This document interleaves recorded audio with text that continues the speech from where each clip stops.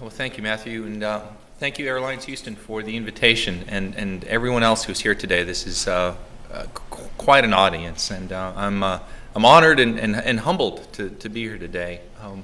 When Matt called to invite me to be the speaker, I was in an airport in Corpus Christi, just finished visiting with Susie Canales, I believe, or maybe in the mayor's. But anyway, I was taking a look at some of the refineries in Corpus Christi, and Matt asked me if I would be interested in, and if he could send me some information about and check my sky. I said, I'll be there, I'll do it. Because I've had a very long respect for the work that GASP was doing for many, many years. And it was an organization that was doing fantastic work. And so if there was any way that I could repay what they gave to me before I became the regional administrator, I wanted to help. And so it was a no-brainer for me to come today and to speak at your lunch. So I have a few remarks I'm going to make about some of the work that we're doing at EPA, but I did want to start with just a little anecdote about how I got into the environmental world. As Matt said, I grew up in El Paso. And in fact, I grew up on the part of El Paso right near the old ASARCO lead smelter. If any of you ever driven out in I-10, you really can't miss it. It's got that big red and white stack. Most of my family still lives within eyeshot of that smelter. And as a kid in the 70s, the air quality there was just awful. And I remember as a kid that you could taste the air. You know, your throat would tingle from all the sulfur, that metals they were putting into the air. And but didn't really think there would be a health impact. I think at the time it was just a different world, really. And then my dad moved us to Los Angeles for a couple of years, and this was in the mid 70s when the air quality there, it's bad today. It was really something in the 70s, and then we moved to Houston for a year. It was 77, 78. So I teased my dad. We were doing the Clean Air Act tour. And eventually we ended up back in El Paso. But it was really that cocktail of exposure to air pollution that I think really first got me thinking about the environment and about how much improvement we really needed to see. And then I eventually moved to the East Coast after high school. I graduated from high school in El Paso, went to the East Coast to go to school. I worked out there for a few years, and then came back to SMU. And by the time I'd come back, the ASARCO smelter in El Paso had been shut down. It had been shut down for a number of years, and ASARCO wanted to start it up again. And they essentially wanted to start it up again with the air permits they had before. And as I now know, there were a lot of people on my own staff who I work with today who were involved in a lot of cleanup in Central and West El Paso, getting lead and arsenic out of people's front yards and backyards. And this was contamination that was put in that part of town, in neighborhoods, in hundreds of homes, because of that smelter. And nonetheless, ASARCO wanted to restart again with essentially its same permits, and got very close to restarting. But it was really that action that got me thinking that I wanted to be the regional administrator. I had a great job at SMU. I loved being a professor, and one day probably will go back to academics. But my plan was to try to be the regional administrator. I was going to shut down the ASARCO smelter, quit, go back to SMU. But the way things worked out is, so the President Obama, my boss, was elected and then inaugurated in January of 2009.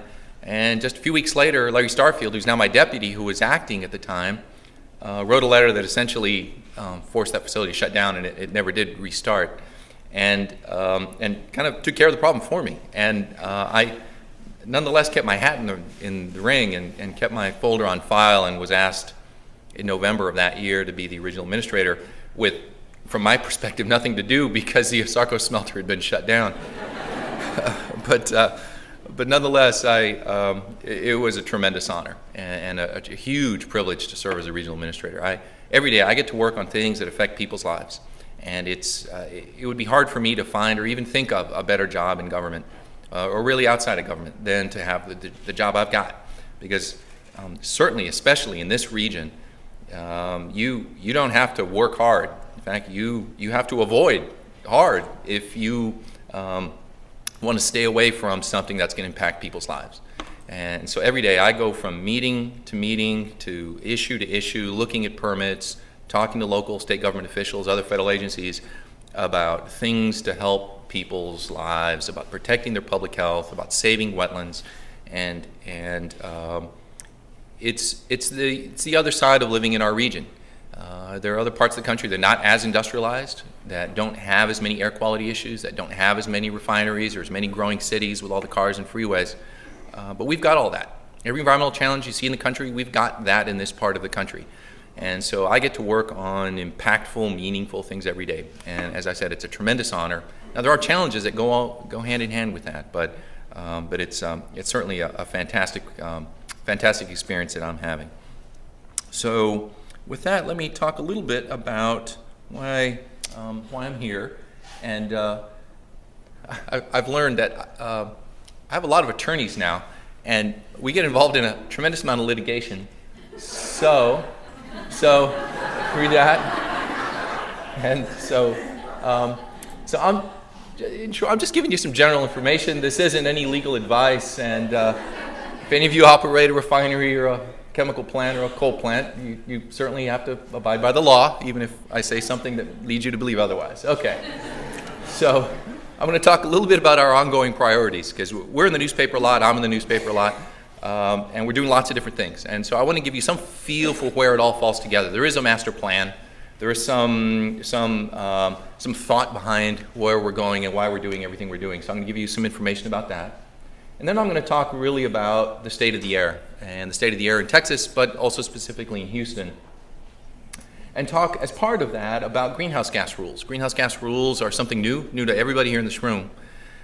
We are now, for the first time, regulating greenhouse gases, and it's never happened before. It started January 2nd of this year, and so it's a new pollutant for all of us that are in public service, or are regulated, or are members of the public. And so I'm going to talk a little bit about the greenhouse gas work. In terms of the overall game plan, the overall priority list for the agency, here it is.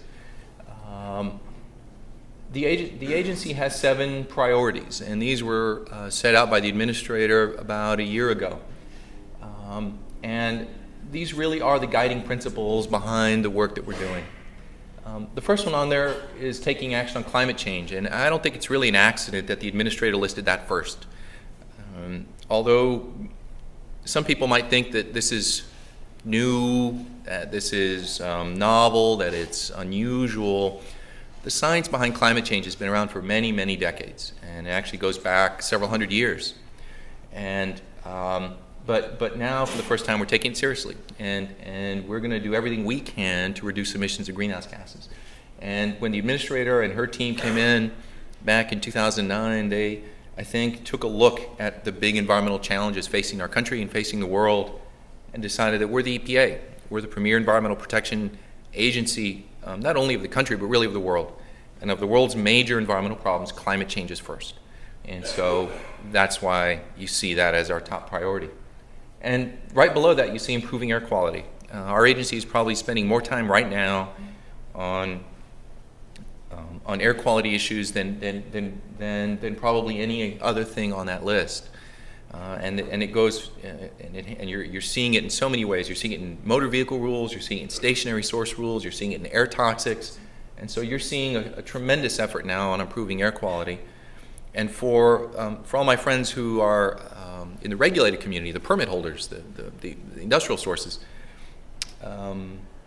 they see our agency moving incredibly quickly and doing things at a pace that has really never happened.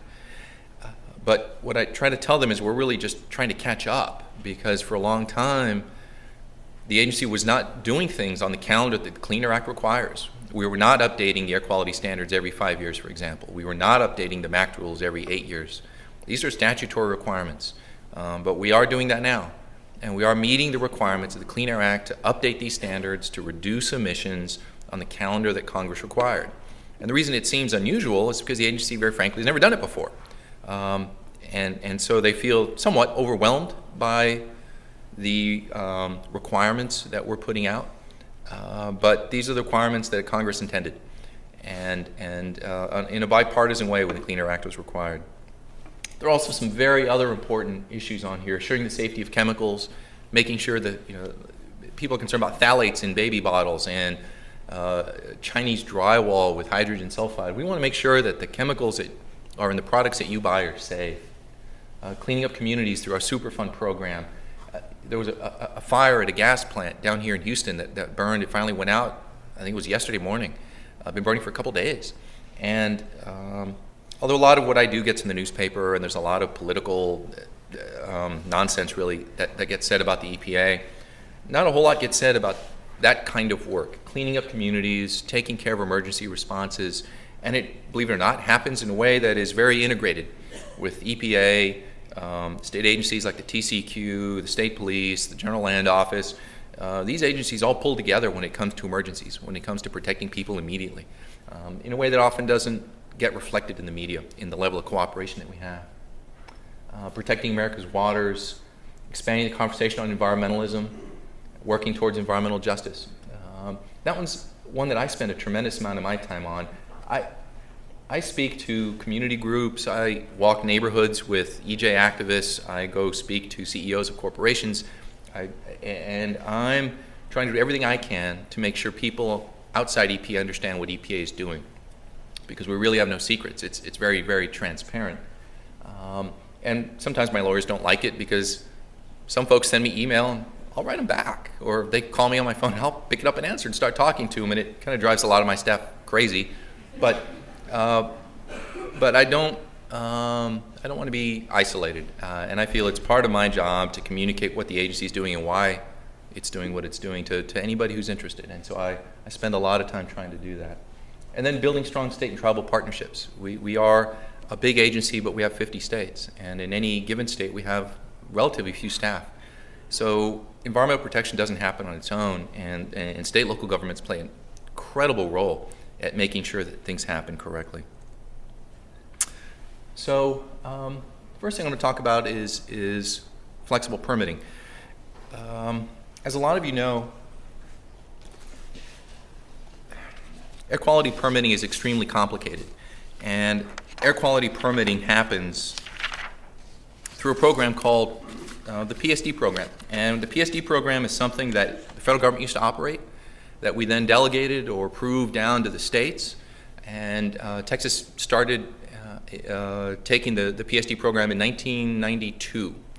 And that program that they stood up went through state-level public comment and state-level review, then went to EPA. EPA then put that through public notice and comment, went through federal review. And eventually the state took over PSD responsibility in the state of Texas. And they now operate the largest PSD air permitting program anywhere in the country. They issue more PSD programs than EPA does, or California, or Florida, any other big state. But then something strange happened. They created another kind of permit that never got federal approval. So in addition to the standard permitting process they were running that had gone through state approval, gone through federal approval, and the public had participated in, they also stood up a flexible permitting program. And unfortunately, they started to implement it. They didn't wait till it got federal approval and federal review. They just started issuing permits, and they started doing this in the mid-90s. And they were constantly tinkering with it and changing with it, as it says up there. They changed it numerous times in the late 90s and early 2000s. And it was actually my predecessor, Richard Green, in 2007, when President Bush was in office, who said enough's enough. That by the late 2000s, there had actually been dozens and actually about 130 flexible permits issued to some huge facilities. And these permits are almost impossible for the state or my staff to enforce. They are written in a way that makes them very, very difficult to enforce, and so we have sometimes no idea if they're complying with the Clean Air Act. So when I came in, I basically said enough's enough. We've got to communicate directly with these facilities and tell them there's no way you can use this permit anymore. You've got to get back into the state SIP that's been approved and that most facilities in Texas operate under. You can't have this little special program out here that 130 special companies operate. You got to get back with the other 1,500 facilities in Texas and get into the Clean Air Act.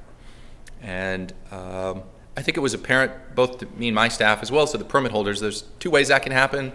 we can take you to court and we can all fight it out and all the lawyers will get paid a lot of money, and at the end of the day, the judge is going to tell you to get a permit and get a real permit, one that people can enforce and understand. And we can do that, and, spend a couple of years fighting, and at the end of the day, you'll get a good permit. But what if we just skip that fight part and just go out, apply for a new permit, and get into compliance? And so we've been reaching out to the facilities that have these flexible permits to get them to the phrase that I think some folks in Austin came up with is to deflex and to get permits that meet requirements, and most of them have.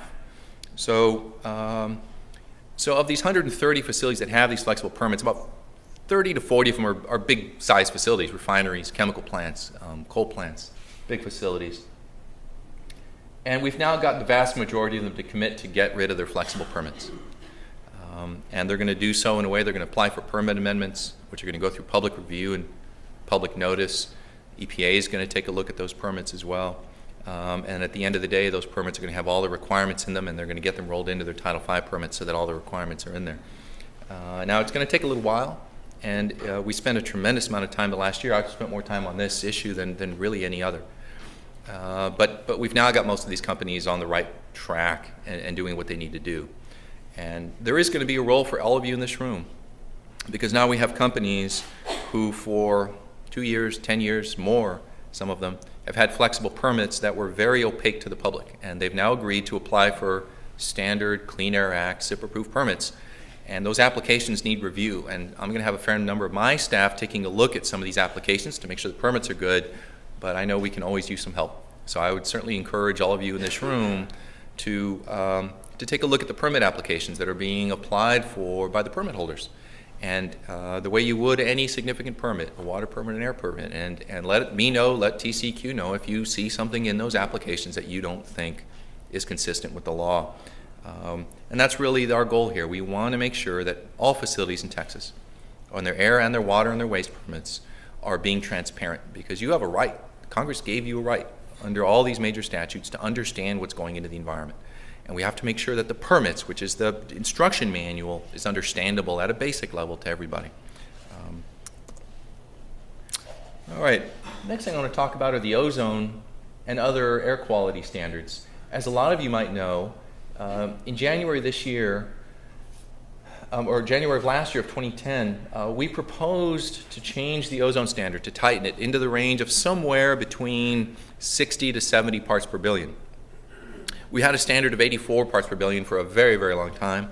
And the previous administration tried to tighten it down to 75, but the medical evidence was suggesting in a very high way that 75 wasn't tight enough. And so when the administrator came in, she agreed to reconsider that, and in her opinion and in the opinion of the Clean Air Science Advisory Committee, which are a lot of physicians and scientists, it needs to be in the range of somewhere between 60 to 70 parts per billion. And there's a final rule that's expected in July of this year. And the reason this standard is important is because of your health. Here in Houston, the air quality is a lot better than it used to be, and the trend is definitely going in the right direction. A lot of that's because of the work of the people in this room. But it's not as clean as it should be. And you still find levels of symptoms leading all the way up to mortality for people who are exposed to high levels of ozone. And this is especially people who have lung disease and asthma, things like COPD. The very young and the very old are particularly susceptible to the kind of smog that you can see in very high levels even today down here in Houston. And it leads to things that might not be debilitating, up to things that will keep a kid out of school, which sometimes keeps parents away from work, which has an economic hit to our country, all the way to putting people in the hospital and actually bringing some people to the end of their life. The Clean Air Act was estimated last year to save 160,000 lives in our country. And those of you who do much international travel, I don't, but I know a lot of people who do. When you see the photographs of what the smog is like in places like Beijing or in places like Tehran, or when I've gone to visit family in Mexico City, you begin to appreciate the Clean Air Act and just how different it is here than it is in third world or developing countries. Doesn't mean it's great here, and in some days it can be quite poor. But there's been a big success story over the last 30, 40 years and a lot fewer people are getting sick because of air pollution than used to be. Let me talk a little bit about greenhouse gas regulation. This has been in the news quite a bit lately. What we're trying to do is put forward some common sense strategies to get companies to reduce their emissions. We know that greenhouse gas levels in the atmosphere are way too high. We know they're higher than they've been for at least 1 million years. And the scientists are telling us that those greenhouse gas levels at those concentrations are going to cause some very severe environmental problems, things like sea level rise and increased drought in places like where I grew up out in West Texas in El Paso. And we also know that heat exacerbates smog problems. You know that here in Houston. We know it up in Dallas as well. You get your worst smog problems on very hot, still days. So we know there's a direct link between greenhouse gases and public health. And we know there's a direct link between greenhouse gases and environmental damage like sea level rise. I tell people that although I am from Texas, and I sometimes kid people that Region 6 is Texas and the states that touch Texas, I do spend some time working on Louisiana issues. And a lot of your money, a lot of my money, taxpayer money, is going to rebuild some of those wetlands you see in coastal Louisiana. And we're going out there and we're replanting some of the vegetation, we're filling in some of the canals, we're trying to get those wetlands back again, because over the last 100 years, a lot of those wetlands have been destroyed. And a lot of them are disappearing. Literally, the bottom fifth of Louisiana is slowly dissolving into the Gulf and turning into open water. So we're now spending some money, a lot of money actually, to go in and try to rebuild those wetlands. But I can tell right now that money is going to be wasted if we let sea levels go up another 6 inches, 12 inches, 18 inches. All that work and all that money is just going to be open water all over again. And so there are a lot of reasons to tackle greenhouse gases, and certainly our region, between the wetlands in Louisiana and the drought potential out in West Texas, are two good examples of why this is really, really critical. Now, the strategies that we're putting forward, what we're trying to do is do what the Clean Air Act has always done very well, which is tackle multiple pollutants at the same time. And so what we're going to do is set some standards. We want to make them clear. We want to make them achievable. We want to give companies some flexibility on how they get there. And we want to set standards that make the most sense. We want to get most meaningful results in the most cost-effective way. Because greenhouse gases are a global issue, we want to give facilities flexibility, because if they use method A to reduce the greenhouse gases or method B to reduce their greenhouse gases, as long as they reduce the greenhouse gases, the benefit will be the same. And so we want to give companies flexibility to do this and not tell them exactly how they need to do it. And so what we're going to do is really put a big focus right now on energy efficiency. So all the greenhouse gas regulations that we have out today are on motor vehicles and trucks, are trying to make cars and trucks more efficient, which eventually is going to save the American people a tremendous amount of money. And it's that same idea we're going to roll out for the stationary sources, for the power plants, for the refineries here in Houston, try to make them more efficient. So we've got a series of rules here that companies are currently engaging with EPA here in Texas to try to implement. Now, in 49 states, the greenhouse gas permitting is done by the state agencies. Louisiana, Oklahoma, Ohio, Pennsylvania, all these other states. These states have either changed their own rules so that the states are doing the greenhouse gas permits for big facilities, or they've accepted a federal delegation until they get their own rules in shape. But either way, these 49 other states have decided that they are going to take responsibility for their own sources and do the greenhouse gas permits, except one state, which is ours. The state of Texas decided they don't want to permit greenhouse gases, so we are. So we're going to do it. And we haven't done Clean Air Act permitting directly in our office since 1992, which is when Texas took the PSD program. But we still do have permit writers and people who know what they're doing. And we've even been hiring some permit folks over the last few months. And so now facilities are going to come to us in addition to going to TCEQ to get their Clean Air Act permits. So they'll go to TCEQ to get their permits for the traditional pollutants, the things that make ozone and particulate matter and sulfur dioxide pollution. And at the same time, they're going to come to us to get a greenhouse gas permit. And so it's not an ideal system, but I think it'll work. And I tell companies that I don't want to be doing the greenhouse gas permitting for Texas. No regional administrator wants their staff doing the permitting directly, but somebody has to. Because if no one was doing the permitting, then these facilities would be subject to enforcement actions and citizen lawsuits, and we couldn't get new businesses built and new expansions done. And so The Clean Air Act is very clear that you need a permit before you do something, and if no one was doing the permitting in Texas, there could be an economic hit. And so we've now stepped in, since the state of Texas has refused to do it, and we're going to be issuing the greenhouse gas permits starting January of this year. And so there's a series of rules that describe how the permitting is going to flow. There's a tailoring rule, and what the tailoring rule does is it kind of puts a lie to some of the stuff you might hear about how EPA is threatening to regulate churches and farms and the corner grocery store. The tailoring rule is very clear. We're going to regulate the same kinds of sources we've always regulated. Big stuff, power plants and the refineries on the ship channel. If you today have a facility that normally engages with EPA or TCEQ for an air permit, that's the kind of facility that's going to engage with us for a greenhouse gas permit. And it's the tailoring rule that makes that possible. We've also got some guidance out for the states that tell them exactly how the permitting ought to be done.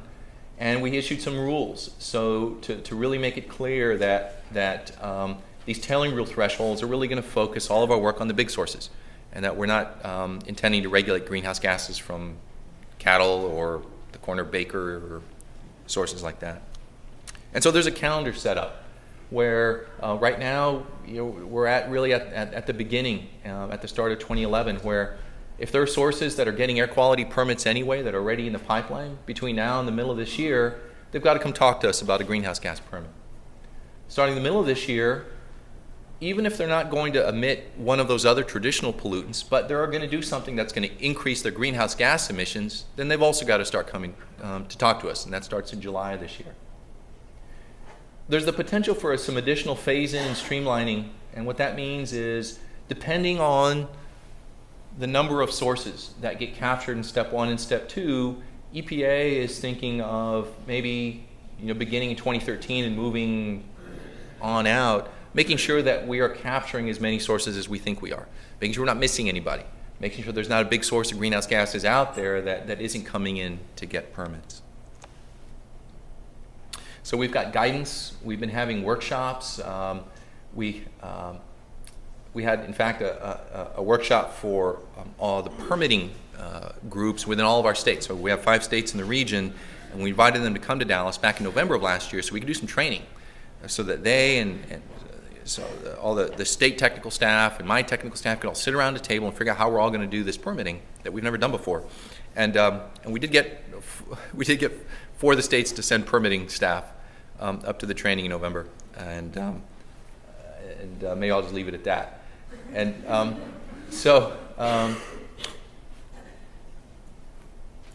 me talk about carbon capture sequestration. There is some promising technology out there that will actually allow a facility to capture the CO2 and bury it underground. And one of the things that we're not requiring right now is for everybody to go out and start using it. Part of the reason for that is the PSD process has always had an economic component. It was never intended to keep a facility from ever opening or to shut down a facility and put people out of work. It was to allow folks to build a facility, but make sure you don't hurt anybody when you're operating it. That's the whole basis of the Clean Air Act. And there's always an economic piece to these PSD evaluations. And right now, carbon capture sequestration can be expensive, especially if you're not in a place where there's a good geologic reservoir to store all that CO2. Now, if you're out in West Texas, where the geology is good, where they can actually use the CO2 in the oil fields, where there's pipelines for CO2, then carbon capture sequestration might make a lot of sense. And so we're going to ask companies to take a look. Tell us how much CCS will cost. But if it's too expensive, we're not expecting now everybody who's going to emit greenhouse gases to start capturing those gases. Our main focus for the next few years is really going to push energy efficiency. And so for the next few years, our goal is to really push energy efficiency as the way to start bringing down greenhouse gas emissions. All right, let me now move into some of the litigation. So there are a lot of lawsuits right now. I used to try to keep track, but I don't anymore because there are so many. So all of the other 49 states decided under their SIPs, under their state implementation plans, to do greenhouse gas permitting. And the state of Texas didn't. So what we did in December of last year is we put forward a federal implementation plan. And it's really that federal implementation plan that gives me the authority to issue greenhouse gas permits for sources in Texas. And in order for us to rule that we can put a federal implementation plan in place, we have to make the determination that the state's doing something either incorrectly or they don't have the legal authority to do it. And so that's what we determined last year, was that we made an error when we originally approved the Texas PSD permitting SIP, because the state of Texas is now interpreting our approval in such a way that they say it does not apply to new pollutants subject to regulation, whereas we think that it ought to apply to new pollutants subject to regulation. And so because of that error we made when we approved the SIP, we have a FIP now in place, a federal implementation plan, and that's why we now issue, or that I can issue permits. And so the whole goal here is really that last point. It's kind of strange that the state of Texas is suing us because we put a federal implementation plan in place. Because if it wasn't for that federal implementation plan, there would be nobody to issue greenhouse gas permits, and if these facilities can't get permits, they can't construct. And they would be subject to litigation and enforcement, and their lives would be extremely tough if there wasn't a government agency that was allowed and authorized to issue permits. And so it really was for economic reasons, for the benefit of permit holders and permit applicants and expansion and jobs in Texas, that we put this FIP into place. We weren't sure if Texas was going to, or at least the Attorney General's office, what they would think about that, because if they actually succeed in federal court, the consequences would be that there would be no authority in Texas to issue these greenhouse gas permits, and that would put businesses in a big bind. And so the litigation is somewhat strange in that the Attorney General is actually taking action against the federal government that, if he's successful, would remove the ability of facilities in Texas to get permits to construct and operate. So I wanted to summarize and talk a little bit bigger picture about some of the work that we're doing on Clean Air Act work in Texas. A lot of people are accusing EPA today of being heavy-handed, of being disconnected, of not understanding these sources that we're regulating and talking to, in a way that I think is extremely disconnected from the facts. As many of you might know, I come to Houston often. I speak to business groups, the National Refiners Association. I was talking to the Chemical Council last week. I speak to the attorneys at Baker Botts. I have a few corporate CEO folks who feel free to send me email, and I write them back. And so I'm engaged with the regulated community in this region in a very thorough way, and in a way where communication flows constantly. And in fact, when I was at an engagement last week talking about greenhouse gas permitting to a room full of people from the chemical industry, one of them came up to me afterwards, and we were talking, and he said, Al, none of the questions you got were about why we're doing this or objecting to what we're doing. We were getting questions about, okay, where are the forms? Who do we call? How do we do this? What if there's this kind of situation where you have a certain kind of facility and it's configured a certain way? These were very practical kinds of questions. I think the business community in Texas is really looking for certainty. They just want to know what the rules of the road are. They've been working under the Clean Air Act for 40 years now. And our economy over the last 40 years has grown something like 208%. And at the same time, the quantity of pollution going into the air has dropped by 60%.